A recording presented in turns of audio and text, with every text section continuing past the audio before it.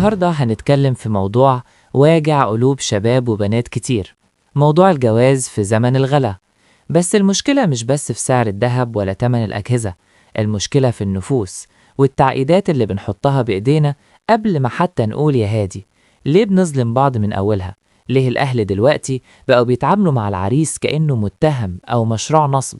تلاقي الأب قاعد وماسك القلم وعايز العريس يمضي على قايمة فيها العفش اللي هو جابه والعفش اللي أهل العروسة جابوه، لا وكمان ساعات بيمضوه على حاجات ما جاتش أصلا. بتمضيه على حاجته ليه؟ هو مش شقي وتعب عشان يجيب العفش ده لبيته وبيت مراته؟ بتمضيه على حاجات ما جبتوهاش ليه؟ دي أمانة، وإحنا بنبدأ حياة جديدة بكتبة مكتوبة على ورق. إحنا كده بنحط المشاكل والمحاكم بين الزوجين قبل ما يدخلوا البيت. بدل ما العريس يدخل بيته وهو حاسس بالاحتواء، بيدخل وهو حاسس إنه مضى على شيكات وممكن يترمي في السجن في أي لحظة. ده جواز ده ولا كمين؟ تعالوا نشوف أيام النبي صلى الله عليه وسلم كانت ماشية إزاي. يا ريتنا نرجع للبساطة ونعرف إن البركة مش في كتر العفش، البركة في المودة. سيدنا النبي قال: أعظمهن بركة أيسرهن مؤونة.